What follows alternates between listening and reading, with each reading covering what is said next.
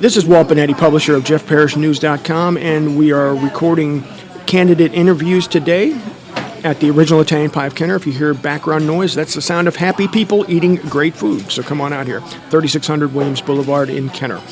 Our candidate today is Arita Bohannan. How you doing, Arita? Hi, thanks for having me. And you're running for Senate? I'm running for State Senate, yes, District 10. District 10, which encompasses Kenner, River Ridge, Harahan, and part of Metairie. Yes, and a part of Old Jefferson. Part of Old Jefferson, too. Okay. Well, tell people a little bit about your background. You and I have been friends for a long time, but let them know what you've done in Kenner. Well, in Kenner, I've been involved civically pretty much since I graduated college and moved here. My family's from Kenner. My grandmother bought one of the first houses here when it was still farmland. So Kenner's always been home, even though when I was young we traveled. I was an Army brat, so I didn't live here until I could come back by choice. I left high school. I went to 12 schools before I even went to college. I came back to Louisiana and made my home in Baton Rouge, where I went to school, and then eventually moved this way and moved to Kenner, so where my family was. So, I've been involved civically for decades, raising money for the food bank, raising money for different organizations that we were passionate about in Kenner, raising money for a coach who couldn't afford a funeral, raising money for neighbors who had a fire, or different things like that. So we've always been involved in the community. Started doing a high school when we could barely afford to doing a high school scholarship before we could really afford to do one. So we've just always been those kind of people. So for me, running for Senate is sort of a natural progression. I guess I was born with a servant's heart, and so it's sort of a natural progression for me to take this next step. I opened my businesses here. I have several businesses here in Kenner, actually. I have a small family law practice, and I watched people sort of tear each other apart for many years and thought there had to be a better way. And I'd practiced law so long that I could see the result of those kids, as they grew up.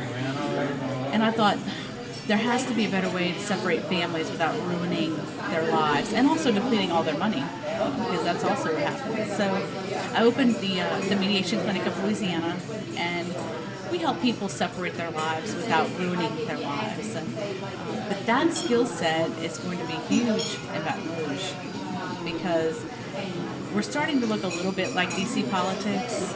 And I don't know if you saw the news yesterday about Risponi attacking, doing his first attack ads, the Republicans attacking each other again, and the reason we have, and I'm a Republican, I believe the reason that we have a Democratic governor is because the Republicans cannot get along with each other.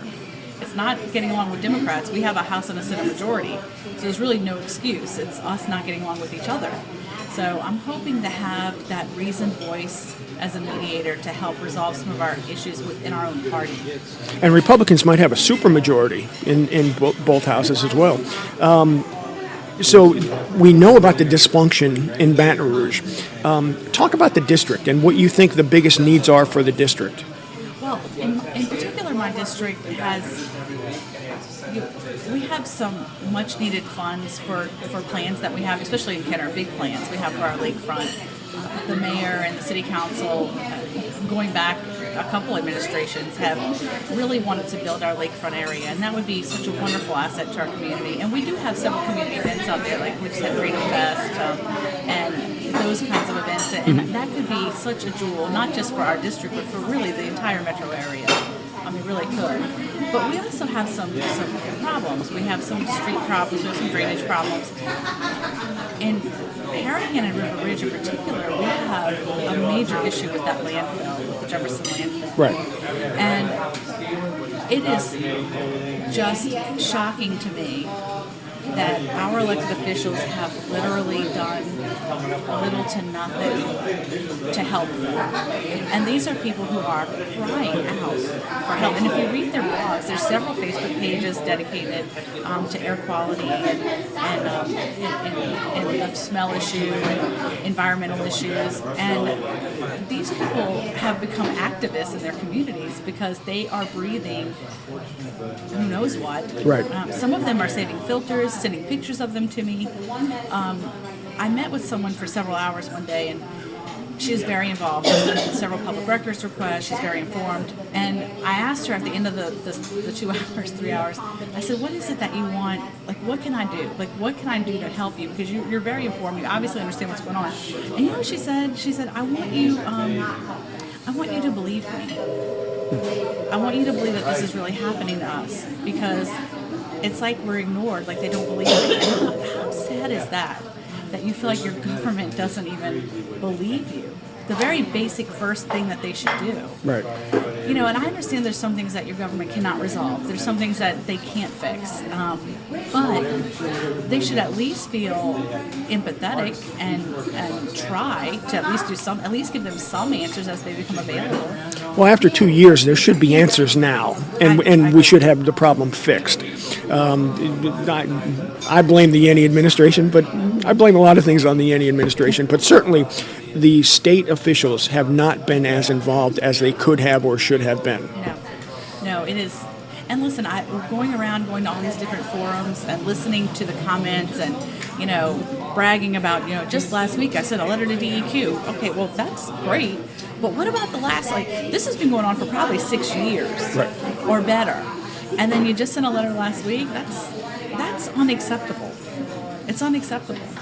And, you know, we did have one state representative, not in our district, but in a different district, that went to the parish council meetings, every meeting, complained.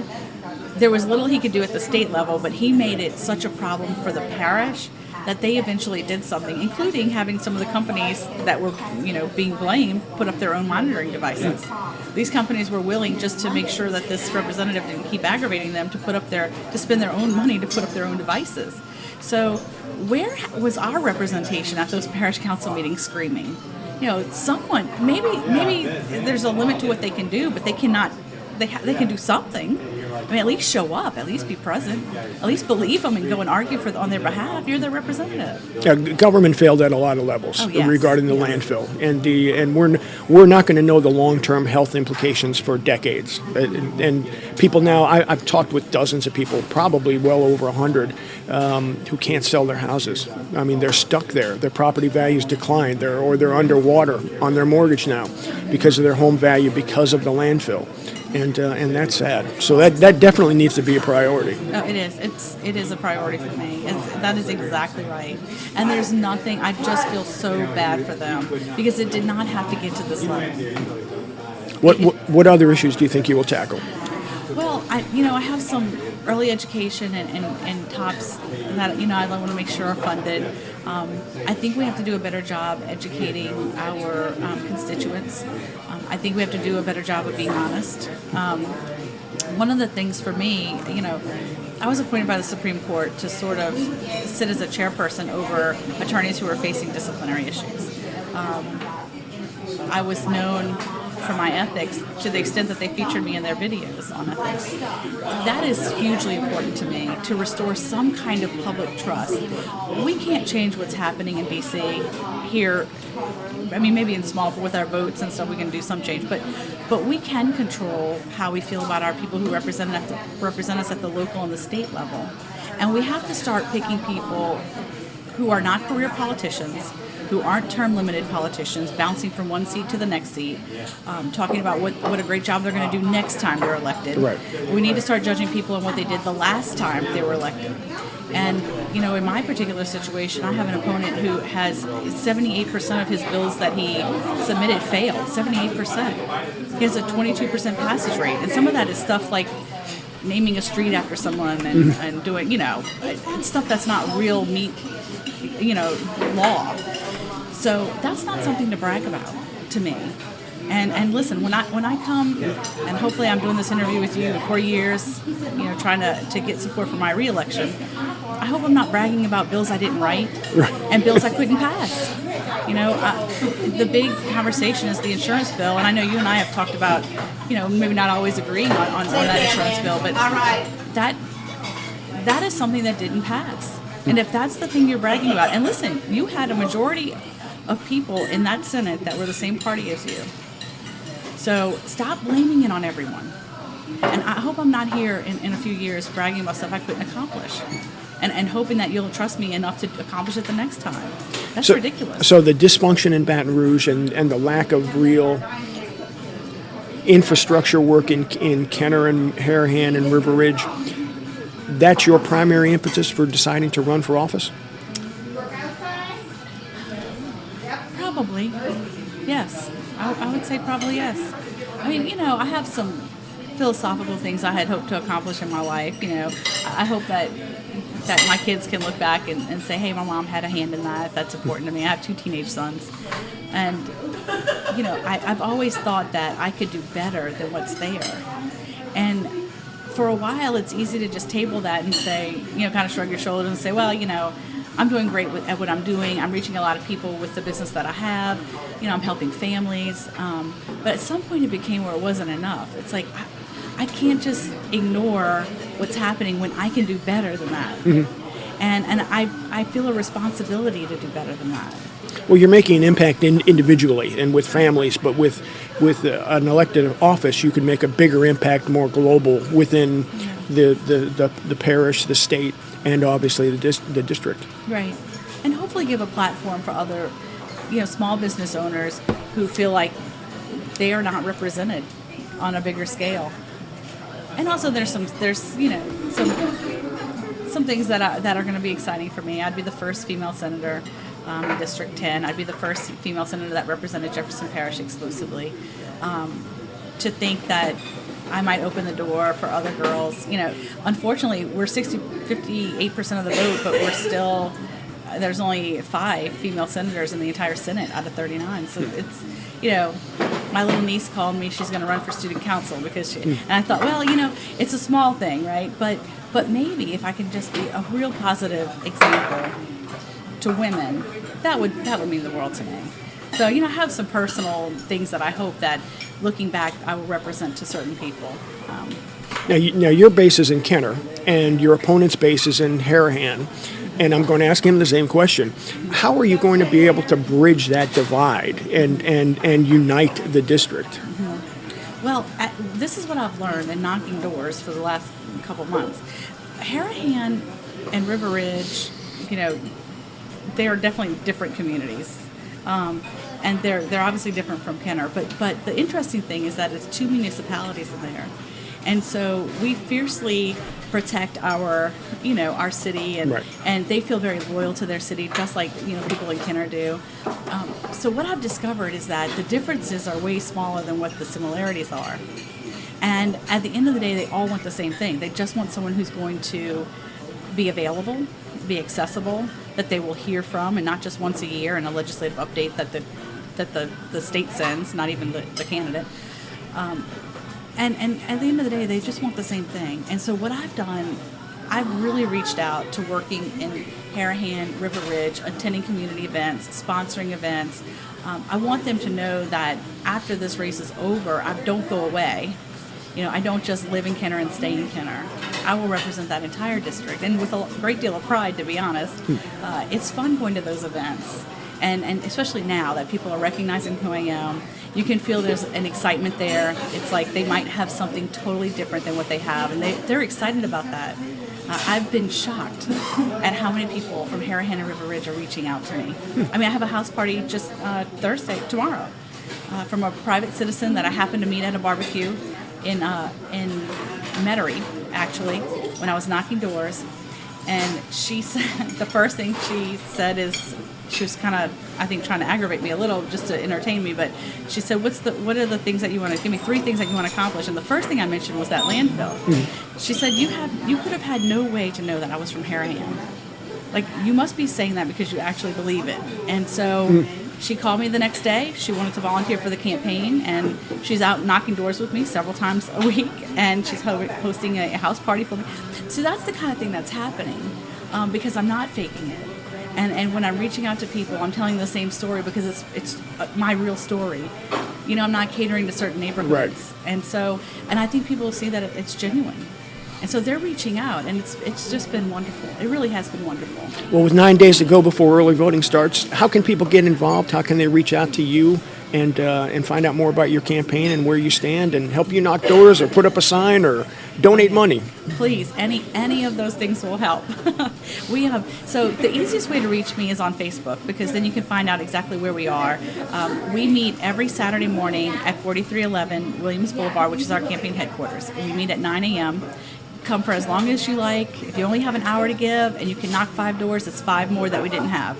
So, if you can only come from 1 to 3, come from 1 to 3. There's somebody there that'll give you some direction and let you know where we are and what we're doing. And then, of course, following me on Facebook, I have my personal page, and if you go there, you'll find my election page if you can't find it. And my first name's so strange that it's easy to find. It's Arita Bohannan, so it is easy to find. And that you can see where we are. You can see how much we've grown. It has been very, very exciting. And then, of course, I have a website, www.votarita.com. So you can also find me there, and it has links to everything else, to Facebook and Twitter and Instagram and all that stuff. And that's all one word, VOTERITA.com? Yes. Okay. Yes. Votarita.com. That's pretty easy to remember. Yeah.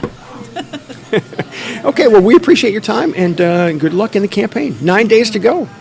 9 days to go. It is really exciting. I wanted, before I left, to sort of commend you on some things that you're doing in Kenner.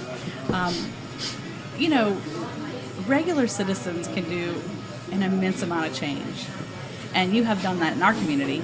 And I wanted you to know that I appreciate that, and that I see it. A lot of people see it.